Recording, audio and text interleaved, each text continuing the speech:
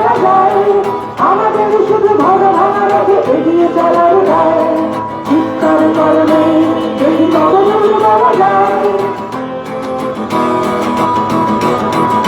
চিৎকার করলে যদি তবদুল বলা যায়, আমাদের শুধু মোমবাতি হাতে নীরব থাকার নয়।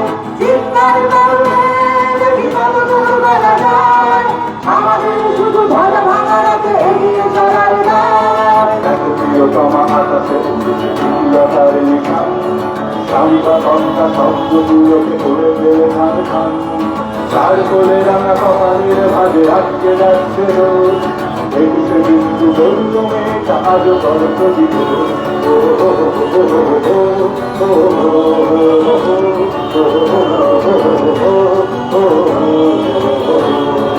তার বাবা মাও দিয়েছিল কিনা বিয়ের জন্য সাপ, ইতিহাস বই ঘুরে গেছে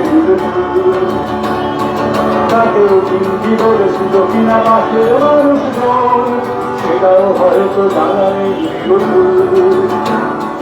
যতদিন না দোষীরা শাস্তি পাবে এ লড়াই চলবে, আপনাদের সহযোগিতা চাই। 22 দিন হলো পেলো না, 22 দিন হলো পেলো না, এইটা না বলে বলুন দোষীদের শাস্তির দাবিতে গোটা রাজ্য এক হোক।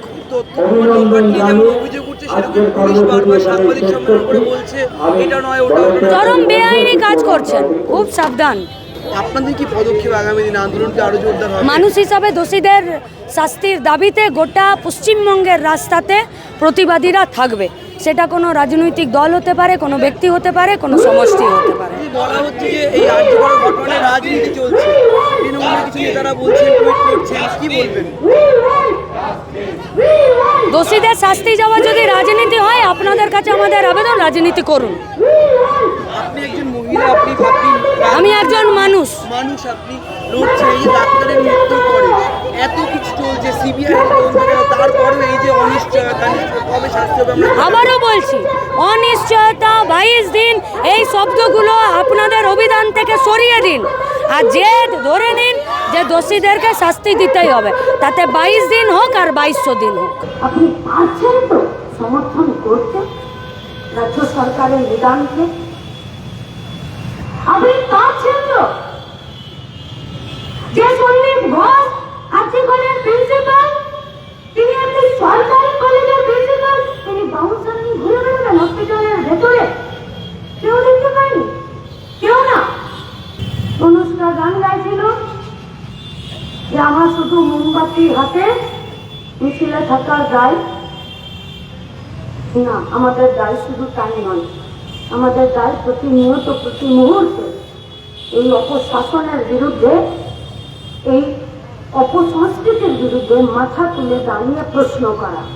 যে পরশুদিন ছাত্রদের সমাবেশের মঞ্চ থেকে বলে দিলেন যে কামড়াতে মানা করেছি, খোঁজ করতে তো মানা করিনি। আরে এরাই তো প্রথম এনকাউন্টারের কথা বলল, আর এরাই তো লালবাজারের লোকাপ থেকে দোষীদেরকে সবার প্রথম চাবি খুলে বের করে দিয়েছিল এরাই। চরম অগণতান্ত্রিক, চরম অমানবিক এবং দায়িত্ব জ্ঞানহীন কাজ করছে একটার পর একটা। আপনি কাল আমাদেরকে মঞ্চ না দিন, আপনি কাল আমাদেরকে মাইক না দিন, আপনি কাল আমাদের অবস্থান মঞ্চে আমাদের বক্তৃতা শুনতে না আসুন। কাল আপনি আমাদের এই রাজনীতির মঞ্চকে, আমাদের অর্গানাইজেশনকে, আমাদের পার্টি সংগঠনকে ব্যান করে দিন। আপনি এই প্রশ্নগুলো থেকে মুক্তি পেয়ে যাবেন তো? আপনি আপনার নাগরিক হিসাবে এবং এই সমাজের একজন মানুষ হিসাবে এই সব প্রশ্নের দায় আপনার কান থেকে ঢেলে দিতে পারবেন তো? আপনি আপনার মাথাকে শান্ত রেখে অদ্রিজাকে চোখের সামনে বড় হতে দেখতে পারবেন তো? কি বলছে? अच्छा छोड़ दीजिए, वो तृणमूल है, उसका नाम कुछ भी हो, छोड़ दीजिए। अरे कोई तो होगा इस राज्य में जो एक लाइन भी उसको कुछ अच्छा बोलकर अच्छा सिखाना चाहेगी। ये क्या बोलती है? ये बोलती है कि लड़कियों को नाइट ड्यूटी देना बंद कर दो।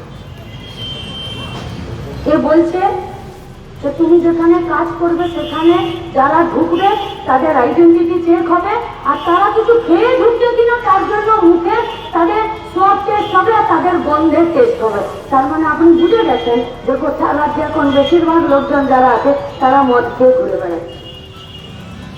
তার মানে আপনি ঠিক করে দিচ্ছেন যিনি আমার সভাপতি, যিনি আজকে রাতে অবস্থান করছেন দীপুদি, তার প্রতি অবিশ্বাস আর সন্দেহের দৃষ্টিতে থাকুক, কারণ আমরা মনে করি এটাই আমাদের পেশাদারি বিপ্লবের জায়গা এবং আমরা বিপ্লবের পেশাদারিত্বই গ্রহণ করেছি, তাই আমরা নির্দিষ্ট অর্গানাইজেশন অনলাইনার হয়েছি।